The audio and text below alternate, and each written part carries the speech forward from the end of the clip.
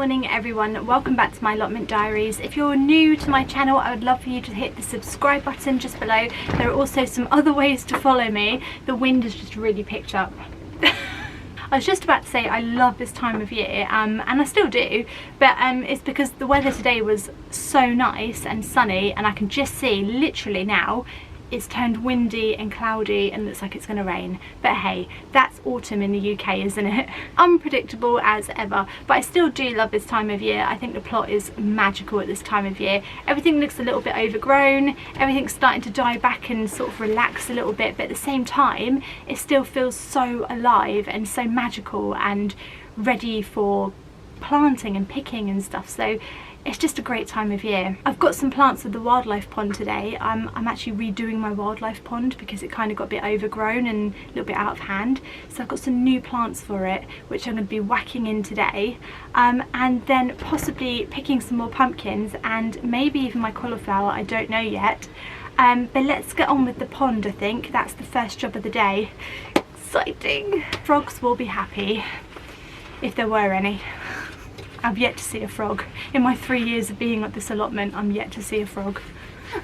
So I brought these plants from Amazon. They come in like a bag like this, and they're all kind of pond plants, and they're designed for small ponds. I always buy my pond plants from Amazon because I don't know where else to buy them. They don't do any water plants in my local garden centres, so I don't know where to go to get them, to be honest. I don't really know what I'd be looking for either. So I've never had a problem with them, buying them from Amazon, so I just keep doing it, do you know what I mean?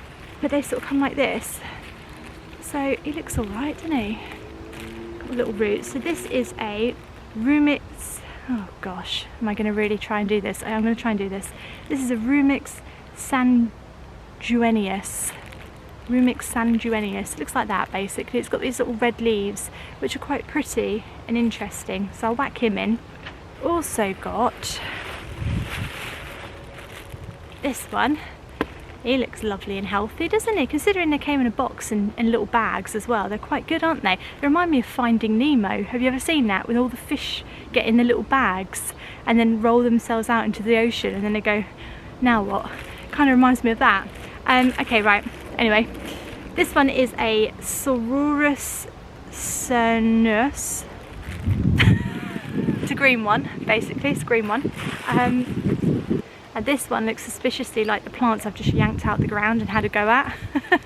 It's like a reed kind of one, and it's called a Garrix pseudocyperus, I think. And it's like a reedy one, so I reckon this one will multiply. I've got to keep my eye on this one because like ones like this, they just they just spread like wildfire basically, and they're really annoying, so I'll keep an eye on him, but he can go in for now.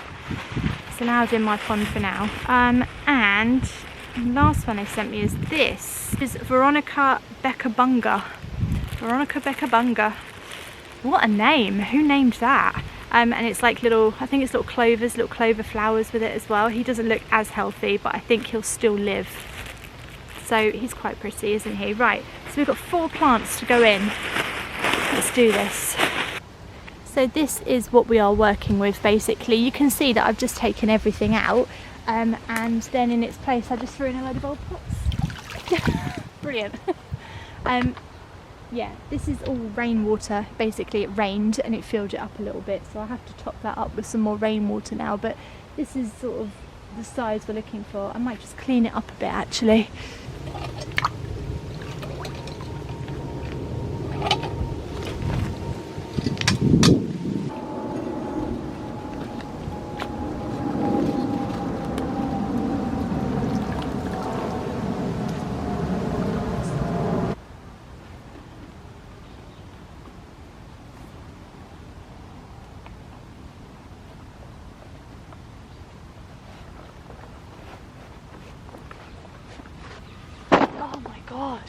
So in this plant pot here is a load of bricks that I basically found and rocks that I found around my allotment plot that I've just put into here, and I'm going to put around my plot.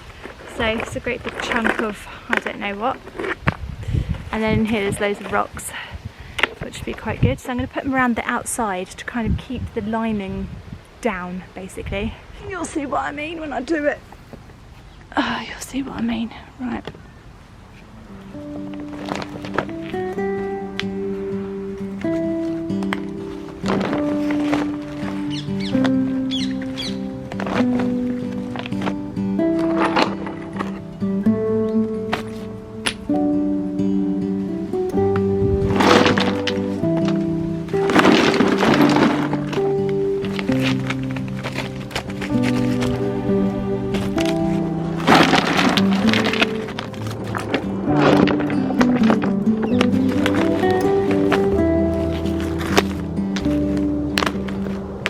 When I first did my pond, I was looking up where to buy rocks, and I was like looking at cheap ways of buying rocks, and I thought, buying rocks?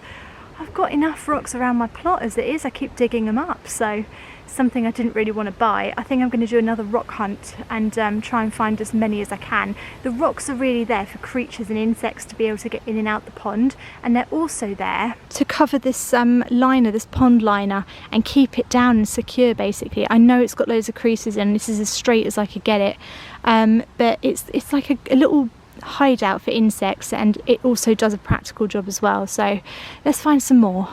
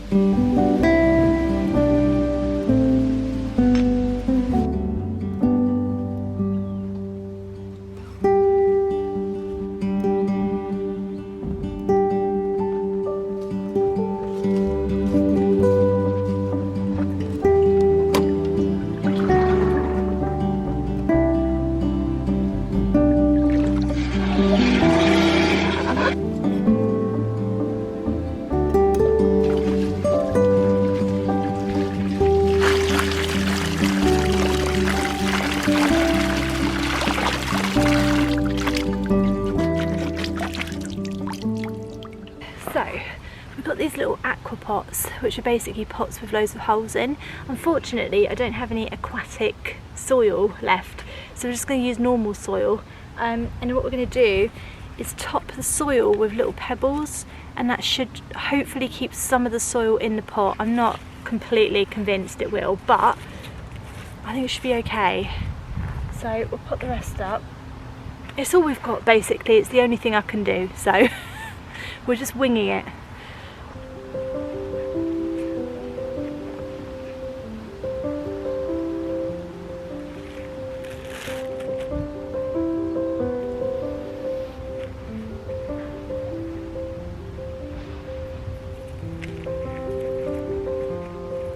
Somebody did once tell me that with pond plants, I think you can just throw them into the water and they usually are okay. Obviously that depends on what variety, but you know, if they die, they die. I potted them up, but I don't know if this one actually needs potting up or not, to be honest. When I pulled the other ones up, the roots have come completely out and they were just in the water sucking up nutrients, so I think they'll be okay. But anyway, we're going to whack them all in now and just see what happens.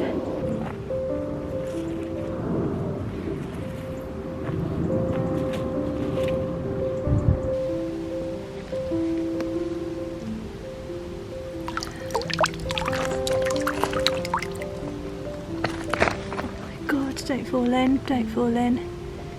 I mean, you fall in, plant. Oh, that's good. I like that. You can go there. Maybe needs to go a bit shallower.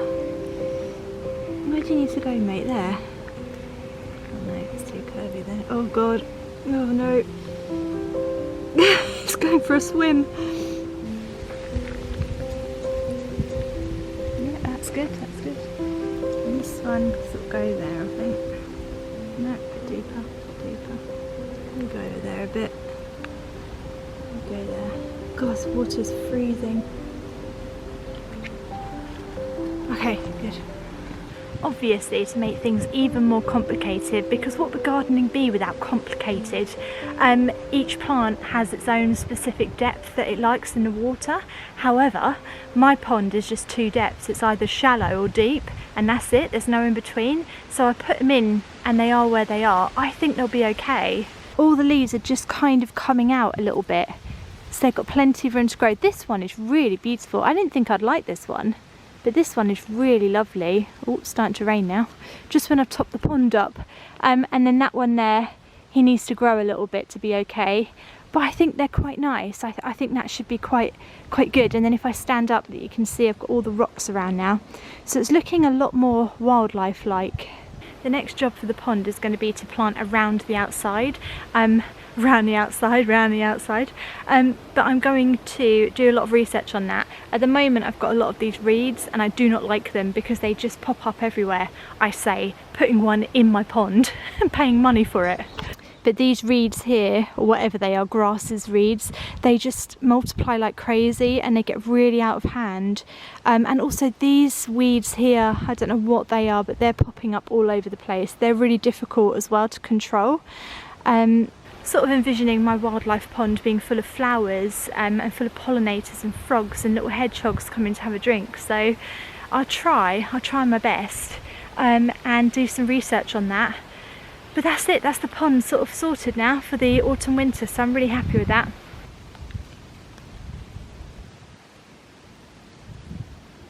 I wanted to show you one of my dahlias which has finally flowered, and it's flowered really late this year, even though everyone says this is a normal time for them to flower. I think mine just have always flowered early, but it's this one, this beautiful red one. I cannot remember what variety this is, I'm afraid, but it was just a pack that I got from Wilko's, like a 3-pack of Dahlia tubers, and these ones are just stunning, aren't they? And they've all, look, I've got loads of buds on them and they're all starting to flower. The one behind has done the best this year and it is just stunning. I think this is a speckled variety because the leaves are a little bit speckled with different pinks, but together they just look so beautiful. And then the third one just didn't grow at all, but hey, we won't hold him to that, it's okay. What are these called? Gladiolis haven't really done anything this year, but in my garden at home they have started to flower, so I'm holding out hope for them. I think there is still time for them to flower if they want to, it's up to them really. But they've done so well and there's so many of them, they've multiplied and they've grown really tall and they look really healthy, so I just don't know why they've not flowered so far, but maybe they will, I don't know. Plants are always a bit of a mystery to me, but the dahlias are just stunning. I'm going to have to plant some more of these next year, I think, because I just love them.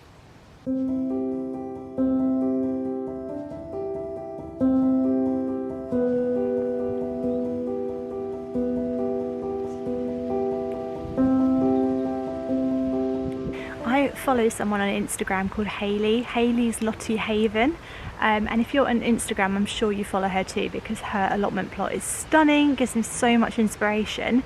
And she made a pesto pasta, but she used like a pesto sauce, but she used nasturtium leaves in her sauce, and I thought it was really interesting. I've never thought to cook with these before, and I have had them in salads and they're quite spicy. I sound like my kids when I say that, but they're a little bit like sharp, a bit like a rocket leaf.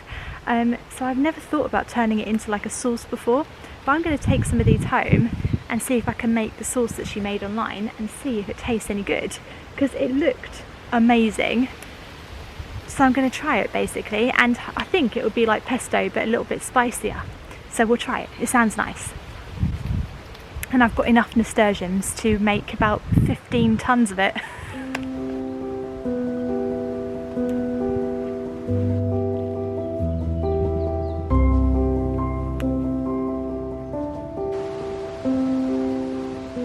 Right, getting really noisy here now because it is so windy today. It's definitely, I'm feeling very autumnal.